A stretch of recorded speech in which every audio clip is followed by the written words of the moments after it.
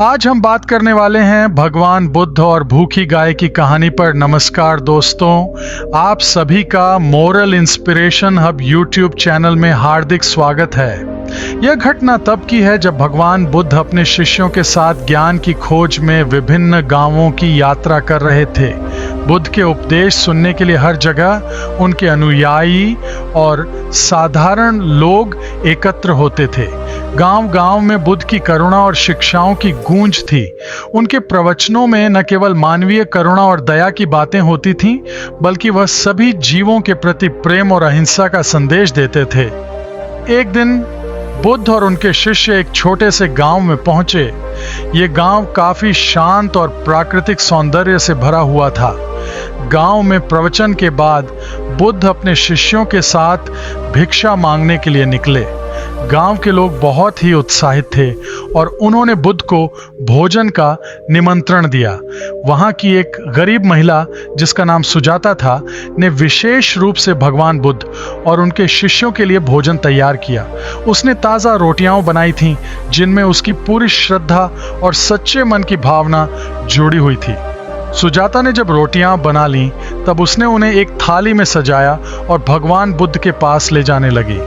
वह बहुत ही उत्साहित थी कि बुद्ध को उसके हाथ की बनी रोटियां खाने को मिलेंगी। परंतु जैसे ही वह बुद्ध के पास जाने लगी, उसने गांव की एक कमजोर और भूखी गाय को देखा जो एक पेड़ के नीचे बैठी थी। गाय बहुत ही दुर्बल दिख रही थी और उसके चेहरे पर भूख की पीड़ा साफ झलक रही थी। सुजाता के दिल में गाय को देखकर करुणा जाग उठी।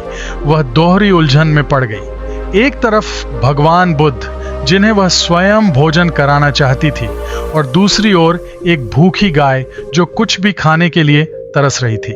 सुजाता ने कुछ देर सोचा और फिर उसने निर्णय लिया कि पहले गाय को भोजन कराया जाए। सुजाता ने बिना देर किए थाली में से रोटियां निकालीं और धीरे धीरे गाय के पास जाकर उसे खिलाने लगी। गाय ने खुशी खुशी रोटियों को खाया और उसकी आंखों में संतोष की चमक आ गई।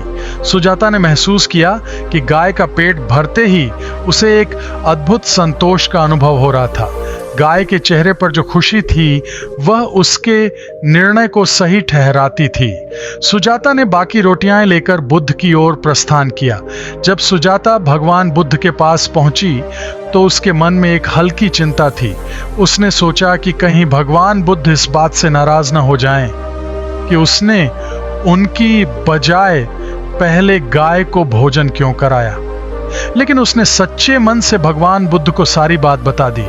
उसने कहा, भगवान, मैं आपके लिए भोजन लेकर आ रही थी, लेकिन मैंने पहले एक भूखी गाय को रोटियां खिलाई। मुझे लगा कि वह भोजन के लिए अधिक जरूरी थी। क्या मैंने कुछ गलत किया? भगवान बुद्ध ने सुजाता की बात सुनकर गहरे प्रेम से उसकी ओर देखा। उनके चेहरे पर एक शांत मुस्कान थी। उन्होंने कहा, सुजाता, तुमने बिल्कुल सही किया। किसी भी भूखे प्राणी को भोजन कराना सच्चे धर्म का पालन करना है। एक भूखे जीव की सेवा करना ही सच्ची पूजा है। मैंने जो उपदेश दिया है वह यही सिखाता है कि हमें सभी जीवों के प्रति करुणा और दया का भाव रखना चाहिए।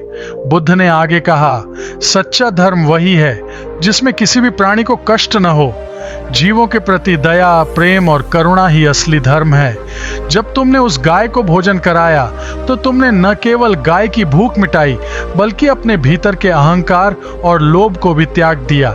यही सच्ची सेवा है। सुजाता की आंखों में संतोष और श्रद्धा के आंसू थे। उसने बुद्ध को बची हुई रोटियां दी जिन्हें बुद्ध ने बड़े प्रेम से स्वीकार किया। इस घटना ने गांव के लोगों पर गहरा प्रभाव डाला। वे भी समझ गए कि केवल धार्मिक कर्मकांडों में उलझने की बजाय जीवों की सेवा और उनके प्रति प्रेम ही सच्चा धर्म है। इस घटना के बाद गांव के लोग और भी अधिक दयालु और करुणाशील बन गए। उन्होंने जानवरों और अन्य जीवों की देखभाल में अधिक ध्यान देना शुरू कर दिया। कहानी का संदेश, इस कहानी का मूल संदेश है कि धार्मिकता केवल पूजा, यज्ञ या कर्म कांडों में नहीं है, बल्कि जीव मात्र के प्रति प्रेम, दया और करुणा में है।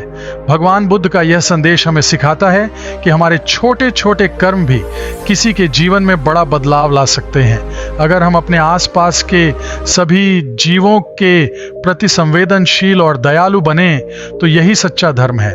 भगवान बुद्ध के इस उपदेश ने न केवल सुजाता के जीवन को बदला, बल्कि उस पूरे गांव के लोगों के विचारों में एक नई चेतना जागृत की। वे समझ गए कि धर्म का असली अर्थ केवल धार्मिक कर्मकांड नहीं, बल्कि सभी जीवों के प्रति करुणा और सेवा की भावना है। इस घटना के बाद गांव के लोग और भी अधिक समर्पण और श्रद्धा से बुद्ध के उपदेशों को मानने लगे। जीवों के प्रति करुणा का महत्व भगवान बुद्ध ने हमेशा सिखाया कि करुणा और दया का महत्व कितना बड़ा है। वे मानते थे कि जब तक हम अपने भीतर करुणा और प्रेम का विकास नहीं करते, तब तक सच्चे धर्म का पालन नहीं कर सकते।